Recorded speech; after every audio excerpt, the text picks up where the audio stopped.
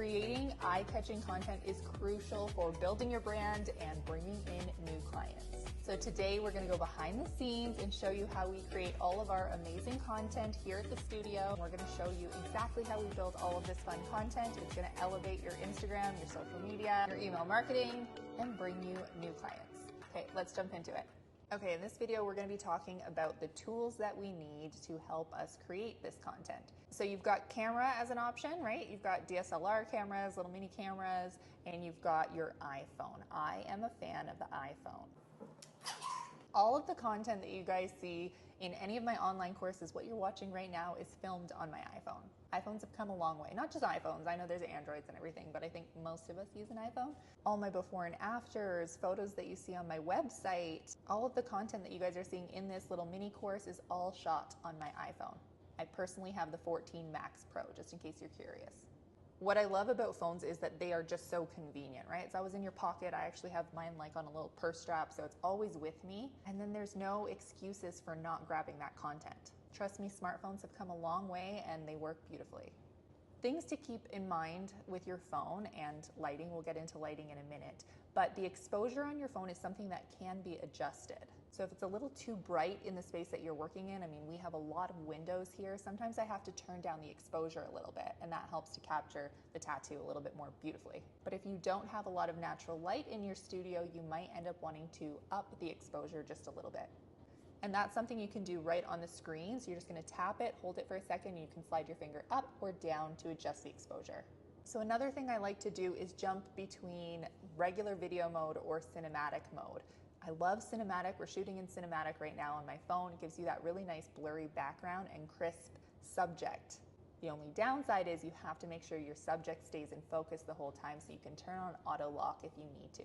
Traditionally speaking, people were using cameras. You get really nice options with lenses, right? Well, Amazon has amazing lenses available as well that clip right on to your iPhone. So this little guy right here is another little magic weapon that we use in the studio. It's a macro lens. So by clipping this little guy onto your phone, you've got 20 times the magnification of whatever you're shooting. That is how we get these amazing detailed shots like this one right here. This one here is great when you're shooting from further away. It's a wide angle lens. We'll link these guys somewhere here in the course for you. They're not so expensive, but they really make a huge impact. All right, one of the most important things we're gonna talk about today is lighting. So you can have the fanciest iPhone, the most expensive camera, the best work, the best tattoo, the best set of brows, but if you don't have adequate lighting and you're not using lighting correctly, you're not gonna be able to capture it well. So let's break down lighting options and what we use here. While we're working, I really like the Cosmo Glow light. So it's that dome-shaped light that gives really nice, even distribution of light while you're working. Now the downside to the Cosmo light is if you're taking photos or sitting your clients up and moving, that light is stationary, it stays still. That's why we have a ring light in the studio as well, which we can kind of bring around, move to different locations in the studio. We can lower it if we're shooting a tattoo on the leg. We can bend it over the client and have a bird's eye view, so right on top of what we're shooting. Ring lights are really nice, you get that nice glow in the eye, so really great for shooting brows. We're using one right now. I'll talk about them because we're here and they're in front of me anyways, but we do have two softboxes right here. So softbox lighting is nice for when you're shooting further away from the subject and you're wanting that nice soft kind of filter-like glow on them. They're not great for shooting close-up content or detailed work. But your best friend when it comes to lighting and capturing amazing content is going to be natural light. Now I know not everyone has a lot of that in the studio, but if I can, I pull my clients closer to the window and I take advantage of the natural light. You want to make sure that you have lighting evenly distributed on the subject. So no matter what kind of light you choose to work with, make sure that's a priority.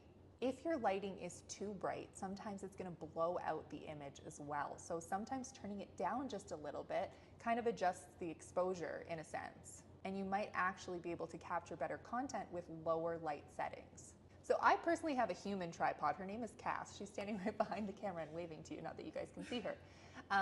But if you don't have an assistant or someone that can shoot for you or help you shoot your content, then you have to get one of these. A lot of the ring light stands are on a tripod, but if you don't have a ring light stand, then one of these little universal mini tripods are fantastic. So they don't take up much space, they're really easy to travel with or to move around to different locations, and they extend quite a bit I will link this guy in the course for you as well.